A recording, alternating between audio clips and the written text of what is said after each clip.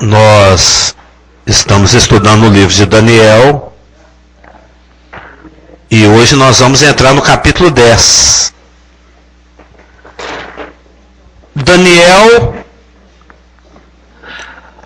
como nós já falamos há muitos meses atrás, ele tem aquelas partes que a gente pode considerar histórica e ele tem aquelas partes que nós podemos considerar proféticas.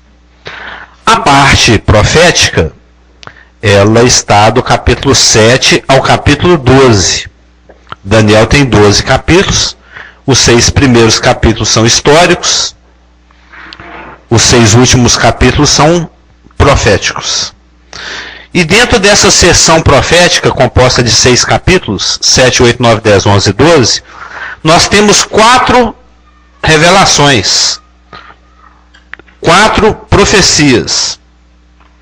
A do capítulo 7, que nós já estudamos.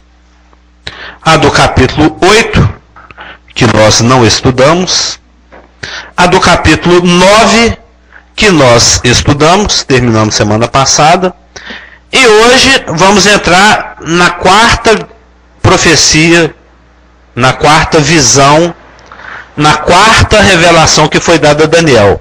Nós temos a do capítulo 7, aquela bem complexa dos 4 animais, a do capítulo 8, que diz respeito à Grécia e da Pérsia, a do capítulo 9, que é a revelação das 70 semanas, e essa do capítulo 10, 11 e 12. O capítulo 10, 11 e 12 é porque essa questão de dividir em capítulos, em versículos, isso não foi orientado pelo Espírito Santo. As palavras que nós temos, as traduções aqui para o português, traduções essas que vieram do hebraico, do aramaico e do grego, essa parte foi inspirada por Deus. É aquilo que eu li com o Rafael outro dia lá em casa, que se encontra em 1 Pedro 1, 20 e 21. Sabendo primeiramente isso, que nenhuma profecia da Escritura provém de particular elucidação. Ela não é independente. Elas são todas linkadas, todas conectadas. Uma explica a outra. Porque nunca jamais, 2 Pedro 1, 21, porque nunca jamais qualquer profeta, qualquer profecia foi dada por vontade humana. Entretanto, homens santos falaram da parte de Deus movidos pelo Espírito Santo. Isso está dentro daquela parte da bibliologia chamada inspiração. E o Daniel, ele recebeu essa profecia, que nas nossas Bíblias está dividido no capítulo 10, 11 e 12, que não são inspiradas as divisões, mas o conteúdo sim. Ele foi um homem santo movido pelo Espírito Santo a escrever essas coisas. E ele pastou muito, sofreu muito para receber essas revelações que estão no capítulo 10, 11 e 12. Então o capítulo 10, 11 e 12, eles formam um conjunto.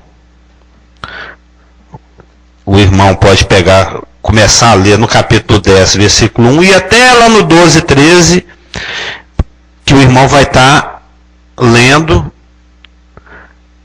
a respeito de um assunto que aconteceu no ano 537. Os irmãos podem abrir comigo no capítulo 10 de Daniel, onde diz o seguinte: no 3º ano de Ciro, rei da Pérsia, foi revelada uma palavra a Daniel, cujo nome é Beltesazar.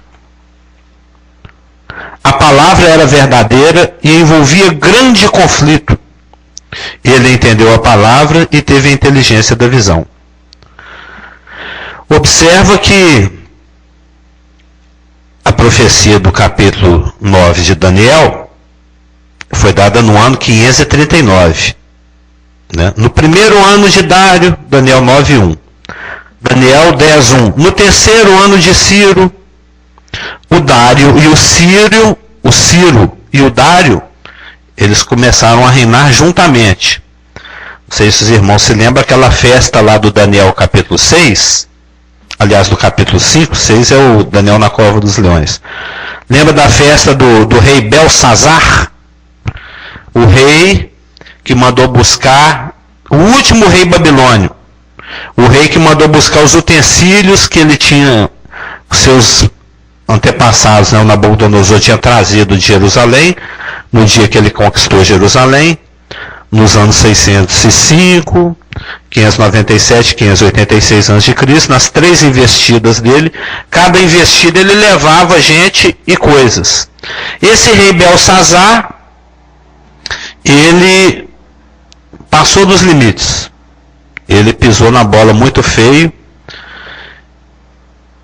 Tanto é que o juízo dele foi sumário.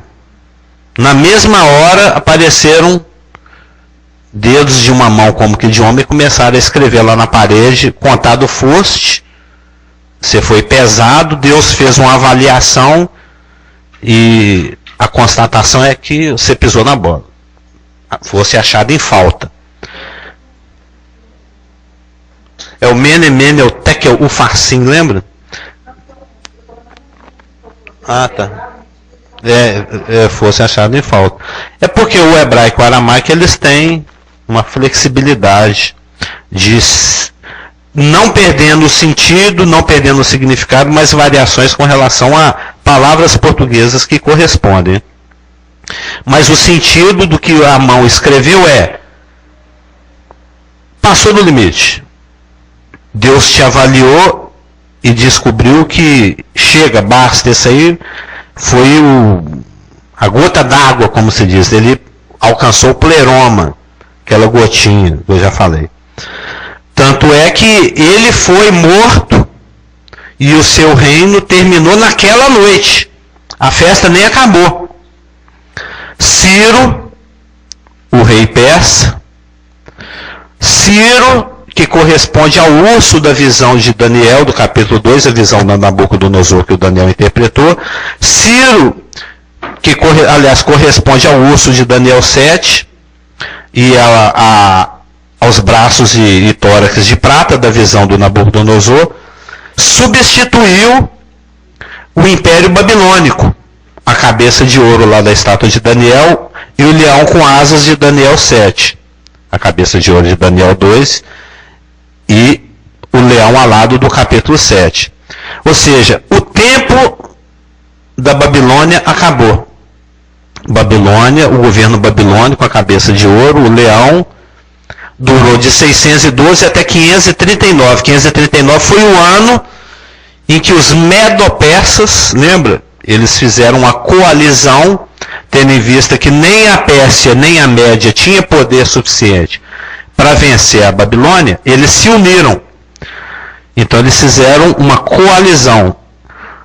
Os medos liderados por Dário e os persas liderados por Ciro. Os dois braços da estátua. Medos e persas. O urso de Daniel 7.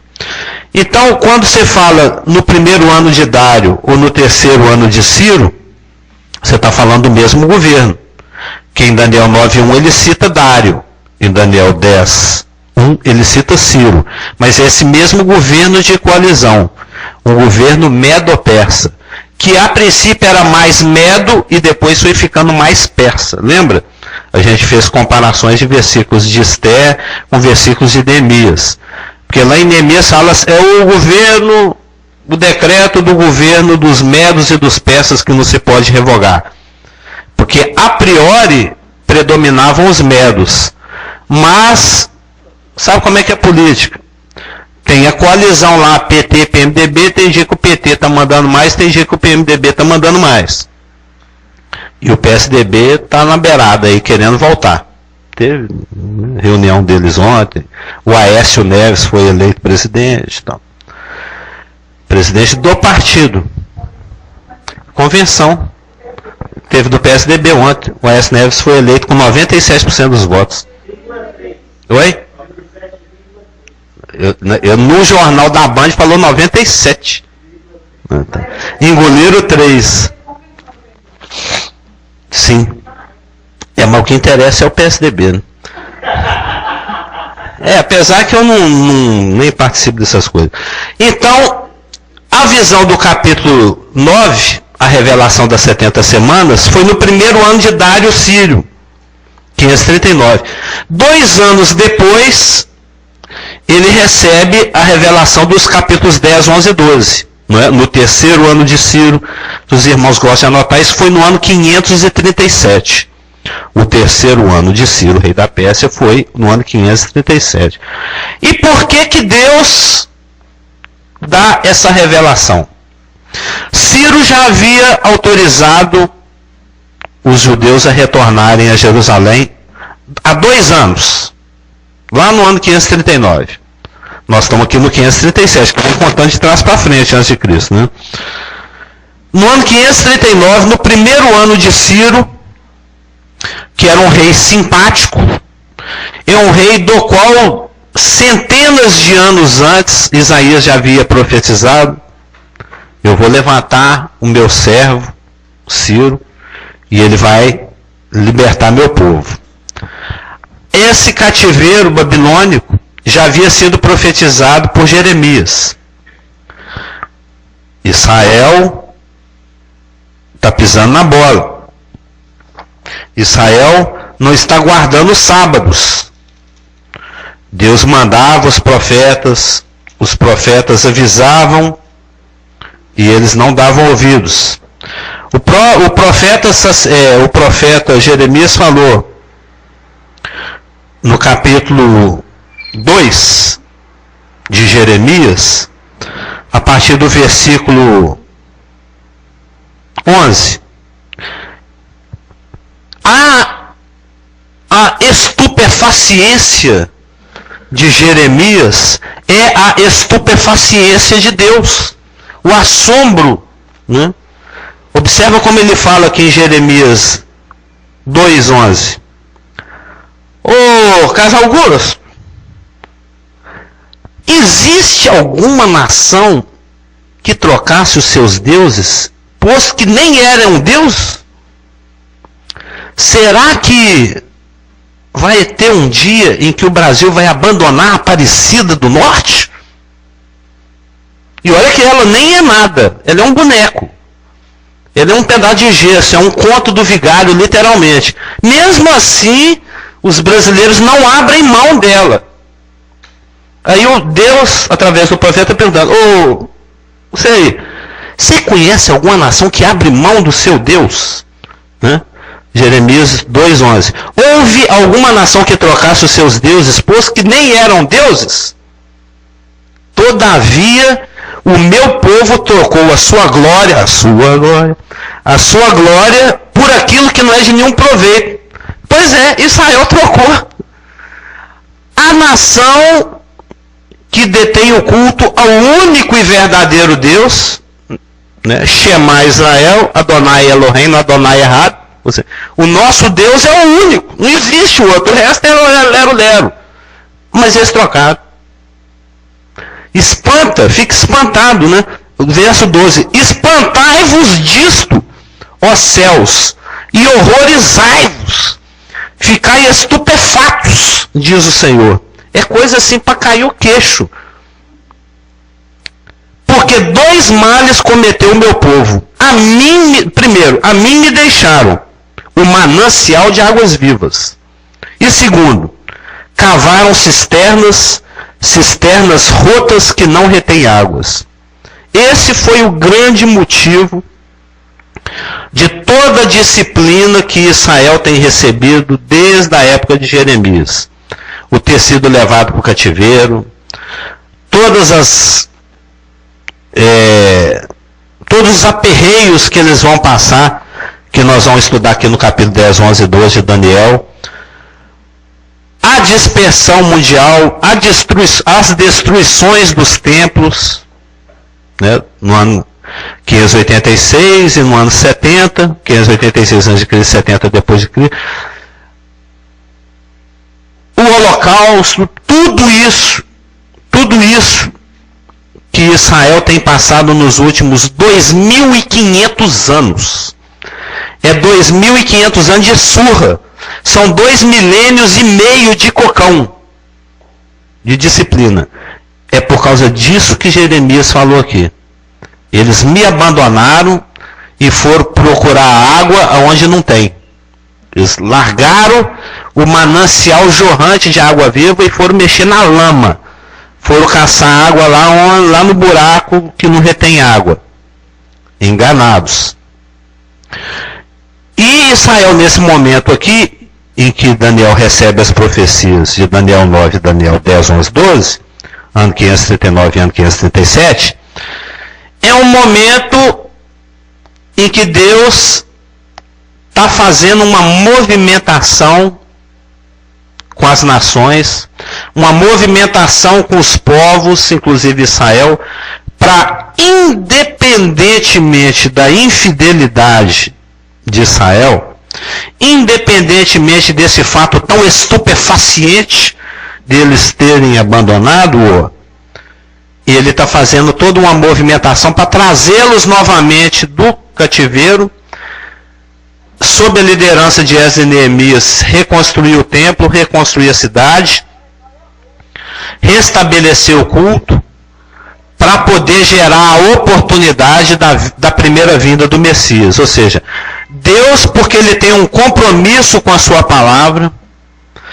Deus, porque a nossa incredulidade não consegue anular a fidelidade de Deus. Se não me engano, eu li isso em Romanos ontem. Ele está movimentando as coisas de tal forma que Israel volte provisoriamente para a terra, cumpra o seu propósito de trazer o Messias e depois é esparramado de novo, de acordo com aquele cronograma das 70 semanas que a gente estudou aqui. Então, 2 anos se passaram desde que Ciro proclamou um edito autorizando os judeus a voltarem para a terra. E por que Daniel está aqui ainda, na Babilônia? Aí os teólogos conjecturam, segundo a tradição romana, a tradição judaica, Daniel nunca voltou para a terra, da qual ele foi tirado no ano 612. Nós estamos aqui no ano 537, já se passaram 63, 75 anos. Ele já mora aqui na Babilônia, desde quando ele chegou rapazinho, lá que ele não comia as comidas do rei, lembra lá do capítulo 1? No ano 612 ele foi levado, jovem, para a Babilônia. Nós estamos aqui no ano 537, 75 anos depois. Se ele foi levado para lá com uns 15, ele já está aqui beirando seus 90. Está com seus 88, 89, está beirando 90. Ele é um ancião. Nós vamos ver aqui no capítulo 10 que quando o anjo aparece, ele cai no chão. O anjo tem que levantar ele 3 vezes. De tão fraquinho que ele... Imagina. O meu pai está com 82, ele já está todo detonado. Imagina uma pessoa com 90. É lógico, existem exceções. Mas na maioria das vezes a pessoa, quando já está mais ou menos nessa idade, é uma pessoa mais fraca. É uma pessoa que não pode tomar tombo. Existem vários riscos que envolvem o cuidado de um idoso. Então, muito provavelmente, por causa da idade avançada dele, ele não retornou com os cativos que retornaram. Porque há 75 anos que ele está aqui na Babilônia e o cativeiro durou 70, eles já voltaram para a terra. Ciro já autorizou o judeu a voltar para a terra. Mas ele muito provavelmente, porque existem 3 motivos prováveis pelos quais ele não voltou com o seu povo do cativeiro babilônico. Ainda que ele fosse muito envolvido com essas questões, como todos os judeus piedosos, ele era muito nacionalista, muito envolvido com as questões judaicas. Nós vimos aqui no capítulo 9 que assim que ele percebeu pelas escrituras, lembra? Ele olhou Jeremias 25, 29, olhou para o calendário, olhou para Jeremias 25, 29, olhou para o calendário. Ele notou que a hora de voltar, a hora do cativeiro estava terminando, ele fez a oração do capítulo 9, recebeu a revelação do cronograma de Deus das 490 semanas, das 70 semanas, 490 anos que Deus determinou sobre Israel e sobre Jerusalém, para alcançar aqueles 6 objetivos: selar a visão, expiar o pecado, etc. Então existem 3 prováveis motivos pelos quais Daniel não retornou à terra, junto com a galera judaica. 1, que ele já era muito avançado em idade. 2, porque ele tinha uma posição elevada no governo. Ele sempre teve uma posição elevada em todos os governos que ele atravessou. Ele, ao longo de 75 anos, lá na Babilônia, ele já tinha convivido com uns 6 reis, mais ou menos. Ele conviveu com Nabucodonosor, com o filho do Nabucodonosor, o neto do Nabucodonosor e o bisneto do Nabucodonosor, que foi o Belsazar. E ele agora estava convivendo com Dário e com Círio. Ele era um homem respeitado. Hiper respeitado, ele tinha uma reputação ilibadíssima, né? Uma pessoa, porque o ser humano ele é inseguro por natureza. E a chefia, né, quem detém poder, quem é dono de alguma coisa, a característica principal para alguém que tem muito, ao delegar algo a alguém que vai se tornar próximo dele, é a fidelidade. Se você delega algo para alguém que não tem essa característica de fidelidade, você corre o risco de ser roubado. Você corre o risco de uma má administração. E se tinha uma coisa que Daniel transmitia para os 6 com os quais convivia, é que ele era uma pessoa fiel. Eu vou para a fossa de leão, mas eu não nego meu Deus. Isso é um impacto muito forte. Eu morro, mas eu não como dessa comida porque ela transgride a lei do meu Deus. Então isso era percebido. As pessoas percebiam, se tem um cara que eu posso confiar, é o Daniel. Aquele ali eu deixo ele tomar conta da minha esposa e dou a senha do meu cartão para ele, porque ele é uma pessoa responsável, é uma pessoa fiel. E graças a essas características que o Espírito Santo desenvolveu nele, através das Escrituras, né, as Escrituras geraram a fé nele suficiente para ser uma pessoa assim, é que ele alcançou altos níveis, altas posições hierárquicas dentro dos governos do qual ele participou. E muito provavelmente, a gente sabe, por causa de Daniel 6, que no governo de Dário, que era fã dele, Daniel, será que o Deus a quem tu serves teria te livrado aí da cova dos leões, da mordida dos bichos aí? E ele falou, não, beleza, tá. Fora o fedor dos pelos aqui, tá tudo tranquilo. Gritante, falou a palavra certa, gritante, era um testemunho gritante. Então ele tinha uma elevada posição dentro do governo medo-persa. E ele não podia abandonar isso, né? Então esse é o segundo motivo pelo qual ele não deixou a Babilônia, mesmo sendo autorizado a tal, judeu que era. E o terceiro motivo, que eu acho que é até o principal, é o fato de que ele estando no governo e ainda mais numa posição elevada, ele era sempre o segundo ou terceiro no reino. Acima dele sempre estava só o rei. Ele era o primeiro que mandava em todo mundo, abaixo do rei. Com essa posição privilegiada, ele tinha muito mais capacidade e oportunidade de ajudar os retornantes do que carregando tijolo e pedra.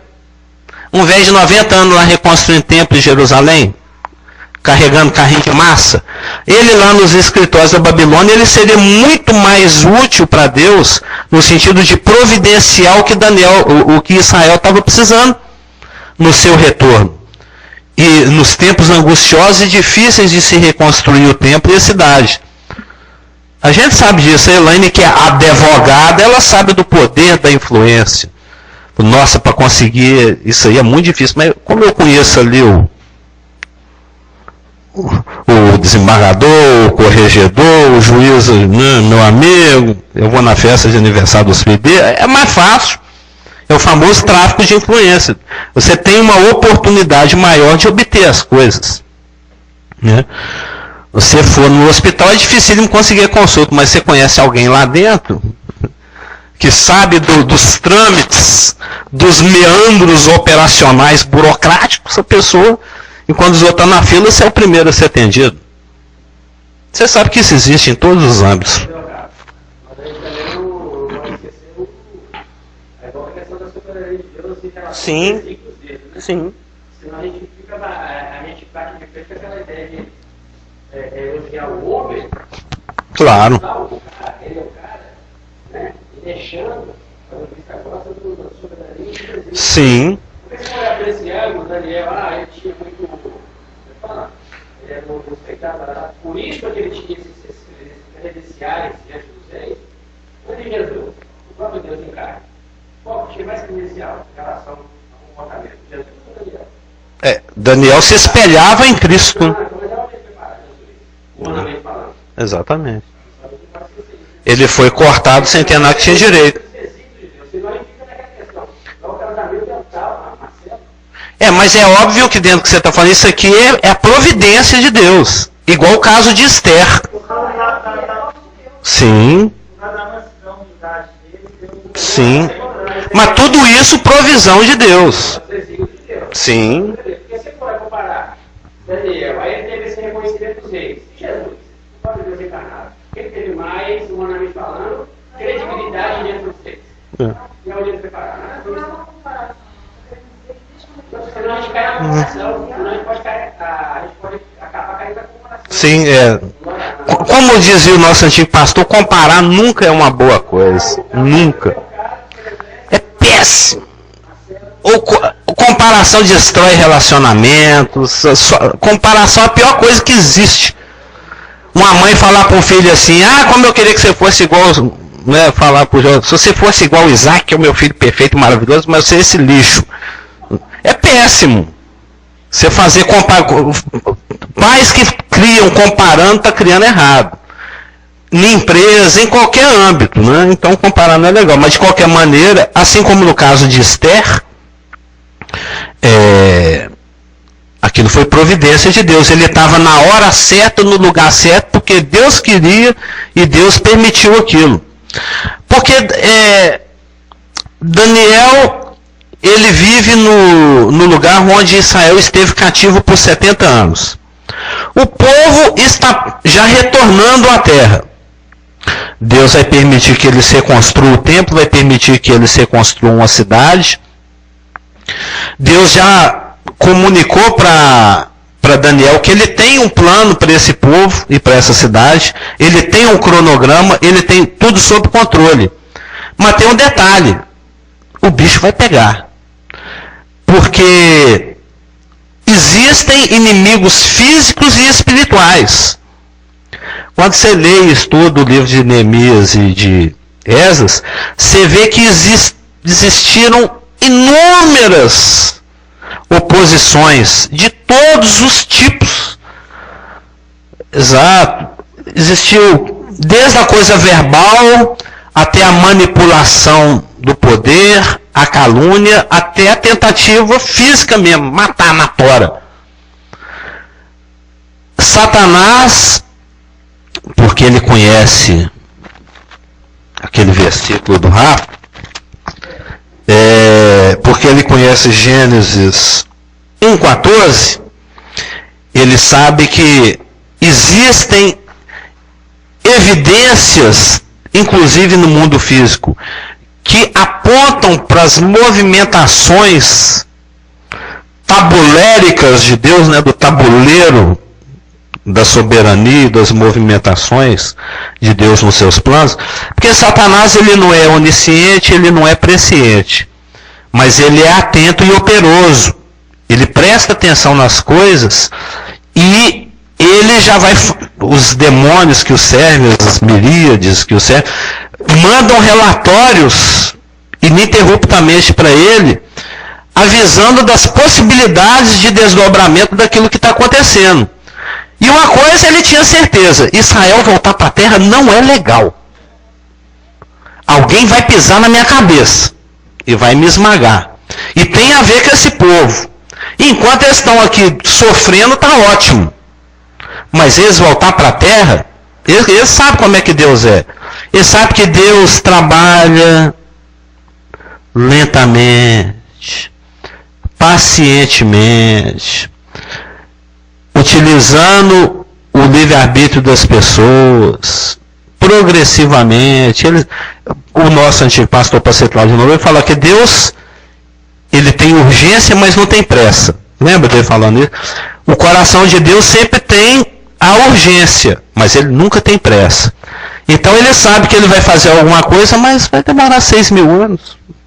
Ele é eterno. 6 horas, 6.000 anos, tanto faz. 6 milhões de anos, e daí qual o problema? Eu tenho tempo. Aliás, tempo nem me afeta. Então, Satanás percebe que os acontecimentos que estão ocorrendo nessa época estão na contramão do planejamento dele. Ele percebe que Deus está movimentando as coisas. Nós vamos ver que, quando nós lemos o capítulo 10, que Daniel, ele vai fazer novamente oração. Toda a revelação que Daniel recebeu era mediante oração.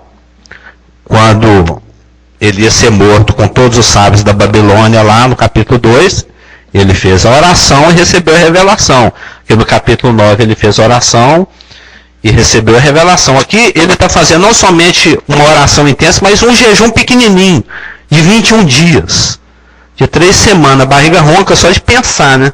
Um jejum de 3 semanas.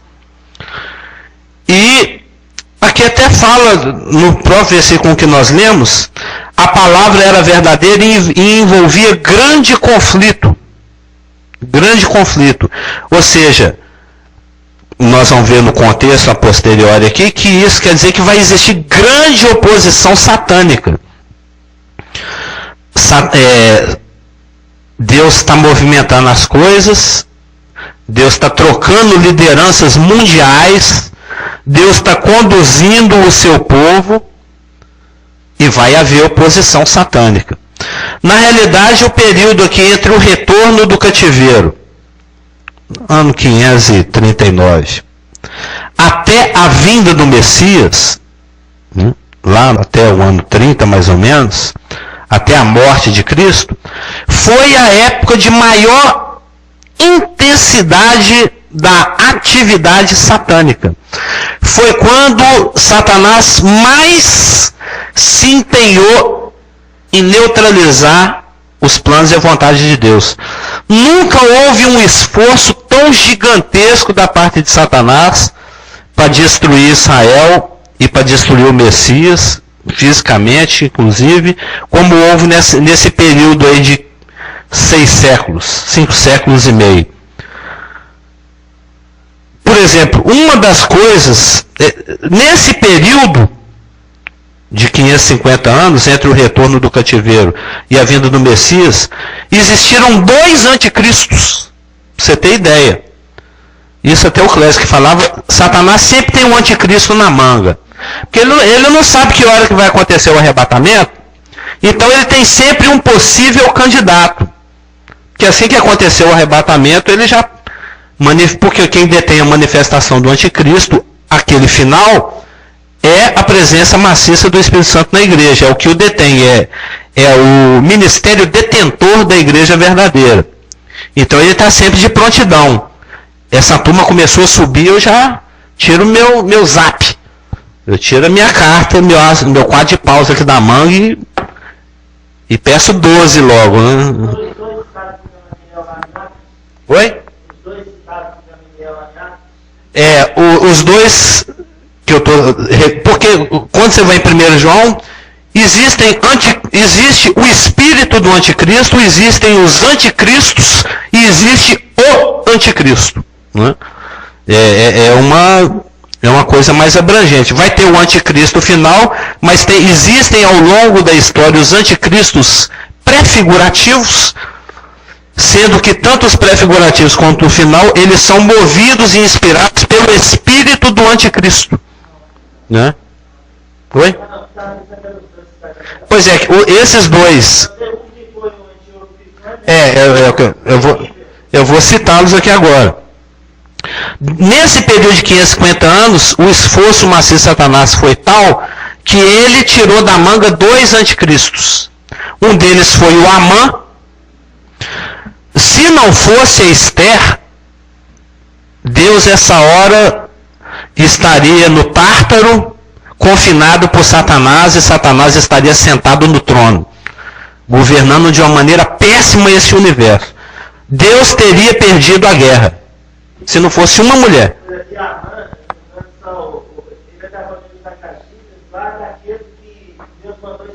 Exatamente. Fruto de desobediência dos amalequitas.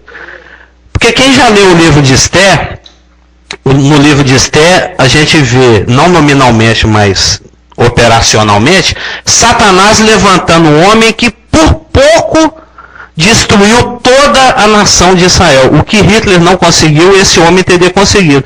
Porque ele manipulou as coisas de uma tal forma que o rei Assuero da época, ele expediu um decreto irrevogável autorizando todos os povos das 120 satrapias que ele governava a matar todos os judeus do planeta.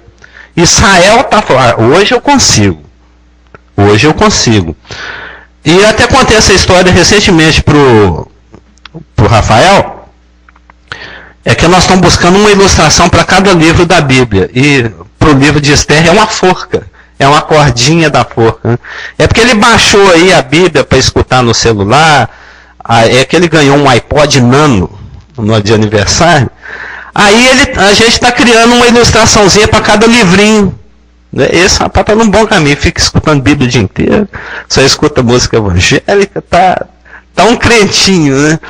Então a gente está criando um desenho, né, uma figurinha para cada livro do Velho e do Novo Testamento e tal. É uma tarefa agradável, né, bacana, que a gente tenta sintetizar o livro numa frase e da frase transformar em imagem. E no caso de Esther é uma forca, porque esse rapaz, Amã, acabou sendo enforcado na forca que ele fez para um judeu. E o Mardoqueu, o tio da Esther. Ou seja, no final das contas, a coisa se inverteu e graças a Esther, que providencialmente estava ali no lugar certo, na hora certa, né, movido por Deus, ela conseguiu do marido, o rei supremo, um edito que determinava que o judeu poderia se defender. Porque aquilo que tinha acontecido, aquele decreto anterior de extermínio do judeu, tinha sido fruto de uma conspiração do Amã. E esse dia é comemorado pelo judeu há 2.500 anos até hoje, que é o dia de Purim. É o dia em que o judeu celebra a libertação do seu quase extermínio. O judeu teria deixado de existir há mais de 2.450 anos atrás. Jesus Cristo não teria vindo. Deus teria mentido em Gênesis 3,15. A cabeça de Satanás não teria sido esmagada. E nós que nem teríamos nascido, se o tivéssemos, estaríamos a caminho do inferno. Todos os 160 bilhões de pessoas que já existiram até esse momento no planeta Terra estariam irremediavelmente no Hades Sheol, no Tártaro, no Lago de Fogo. É o que eu estou estudando esses dias. E Deus teria sido confinado por Satanás, lá a Trindade estaria trancada no Tártaro para o resto da eternidade. E Satanás reinando soberanamente sobre o universo. Com que mão eu não sei, né? É o Darth Vader, né? Ia ser péssimo para o universo. É uma suposição. Porque na realidade ele ia fazer igual fez com Moisés. Alguma criança ia ficar boiando ali no meio da água. Deus dá seu jeitinho, né? Que foi o caso da rainha Atalha, que mandou matar. Teve um rei em Israel que, para garantir que ele ia ter herdeiro, ele fez 70 filhos. O Joás, se não me engano. E Satanás deu um jeito de matar os 70. Só que escapou um nenenzinho. Provavelmente Deus ia esconder um neném ali num cantinho. Deus não é bobo, né? Ele ia dar um jeito. Mas que a raça, né, que o povo judaico correu o risco de ser 100% exterminado nesse dia, correu. Foi um dos esforços de Satanás. Esse foi um dos anticristos, foi o Amã. Um outro, que nós vamos ver em detalhes depois, é um tal de Antíoco Epifânio, que era um rei helênico da família dos Seleucidas, que é o assunto nosso aqui de Daniel capítulo 11. Essa pessoa, vocês já ouviram falar dele, ele era hiper antissemita, ele odiava o judeu. Ele falou, qual que é a coisa mais sagrada do judeu? É o templo. E do templo é o Santos dos Santos. E qual que é o animal que eles mais odeiam? É o porco. Então vão imolar um porco dentro do Santos dos Santos. Ele fez isso, dentre outras coisas. Então, o povo está voltando por presciência divina. Deus sabe que vai haver muita oposição satânica para impedir que os planos de Deus se cumpram através daquele povo. Aí Deus, ele exagera. Deus exagerou no show. Eu até coloquei esse título aqui no meu estudo. Deus exagerou no show. É o título que eu dei para o estudo de Daniel 10, 11 e 12. Ele deu uma profecia tão detalhada, tão absurdamente precisa, que os críticos simplesmente se recusam a acreditar que esse livro foi escrito por alguém tantos séculos antes. Que eu não sei se os irmãos já leram, depois os irmãos leram o capítulo 11 de Daniel, é um vai e vem de rei. Aí o rei do norte vai lá dar cocão no rei do sul, aí o filho do rei do sul vai dar cocão no filho do rei do norte, aí o neto do filho do rei do norte vai dar cocão no neto do filho do rei do sul. É igual essas brigas que tinha anterior no Brasil colonial, das famílias que se odiavam. O Matias matava um Alencar, aí um Alencar matava o filho do Matias, aí o neto do Matias matava o neto do... Vocês já ouviram falar dessas coisas? Fica gerações. Tem duas cidades aqui perto, que é Moeda e Belo Vale. Uma vez eu e a Marlu estávamos visitando lá, nós pegamos um táxi em Belo Vale para ir para Moeda. No limite da cidade, o taxista falou, aqui vocês descem. Pô, nós estamos querendo ir na cidade aí do lado. Eu falei, eu não entro nessa cidade. Eles se odeiam. A cidade é dois totozinhos de mosquito, uma do lado da outra, e um odeia o outro. Um não entra na cidade do outro, um não toma da cachaça do outro. Eles se odeiam. Tem décadas, gerações, centenas de anos. O mineiro tem essa obtusidade idiota, né? Por exemplo, não converso. Não converso com fulano, né? O mineiro é idiotão assim, né? A gente vive nesse buraco no meio das montanhas aqui, né? Longe da civilização, praieira, liberal. Então, o que acontece, o que vai acontecer ao longo dos séculos de briga. Rei do norte mata rei do sul, o filho do rei do sul mata o filho do rei do norte, o filho do neto do filho do rei do norte mata o neto do rei do sul, aí o bisneto do rei do norte mata o do rei do sul, aí o tataraneto do rei do sul mata... Por que você está matando o tataraneto do rei do norte? Não, porque o tataraneto do rei do norte matou o bisavô do sul, que tinha matado o bisavô do rei do norte, tinha matado o avô do rei do sul, tinha matado o pai do rei do norte, tinha matado o rei do norte, tinha matado o rei do sul. Aí vai ficar essa coisa, esse ping-pong. Sendo que o rei do sul é o Egito. Nós vamos ver aqui que quando o Alexandre o Grande morreu, precocemente, aos 33 anos, o império dele era gigantesco.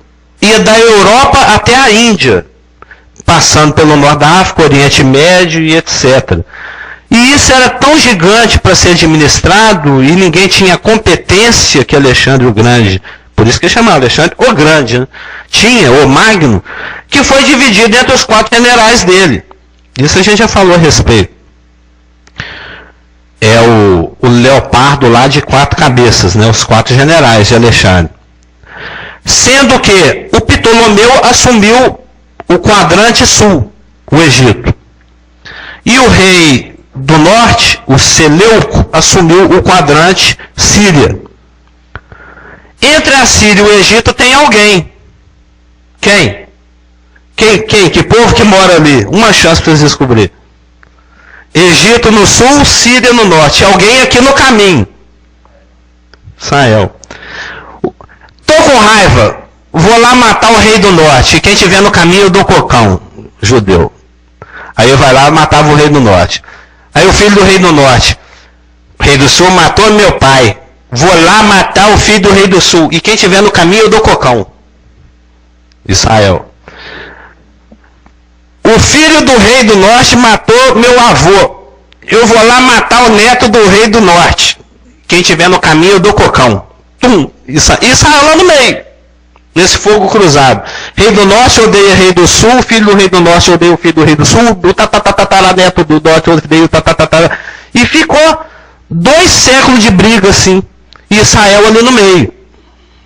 Apanhando dos dois lados, no corredor polonês. Isso tudo, na realidade, Satanás está nem para rei do norte, nem para rei do sul. Ele quer destruir Israel. Ele quer que alguém fique com tanta raiva aí que no caminho aproveita e mata todo mundo. Lá da Judéia. Humanamente falando, é política. Mas satanicamente, espiritualmente falando, isso aqui é Satanás indo contra os planos de Deus. E Daniel recebeu uma revelação tão detalhada, tão exata, tão preditiva de tudo que iria acontecer ao longo desses 3, 4 séculos, que os críticos simplesmente se recusam a acreditar que Daniel foi uma figura histórica. Aí Satanás tenta desqualificar a palavra de Deus de toda forma. Daniel nem existiu. Aí consegue provar que ele existiu. Bem, se ele existiu, ele não viveu nesse tempo. Ele viveu depois. É porque é impossível alguém prever nesse nível de detalhes que está previsto aqui em Daniel 10, 11 e 12. É impossível. A não ser que tenha um Deus que conheça a história antes da hora e fala para alguém, que foi o caso.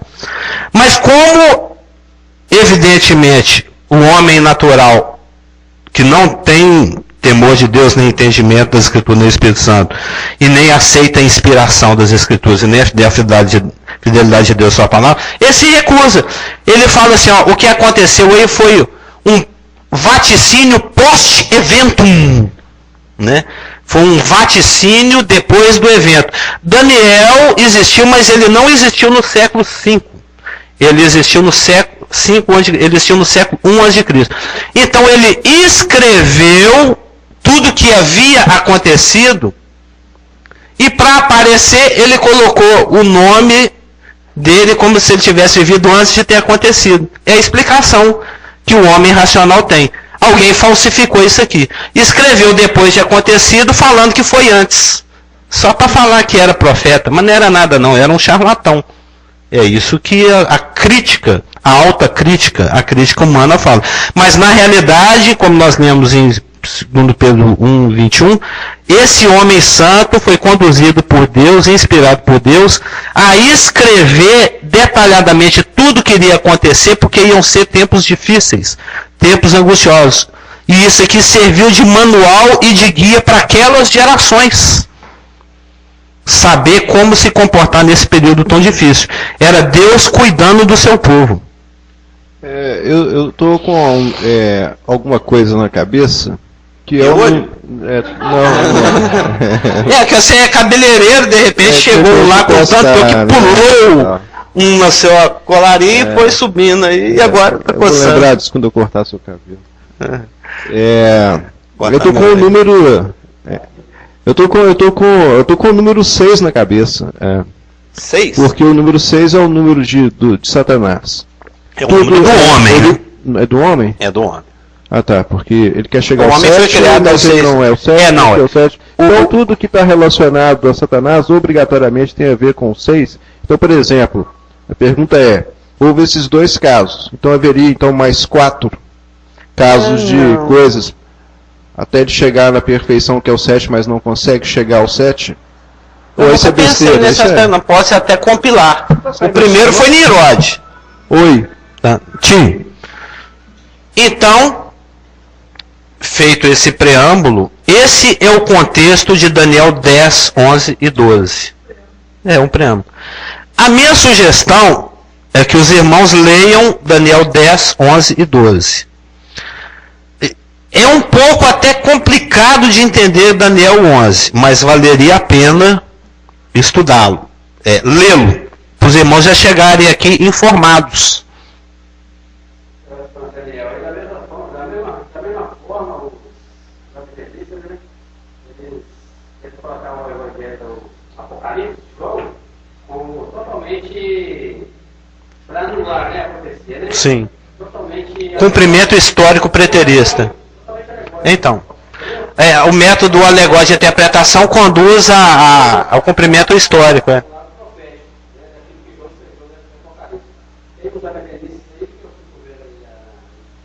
Você está convivendo com alguma milenista ou não?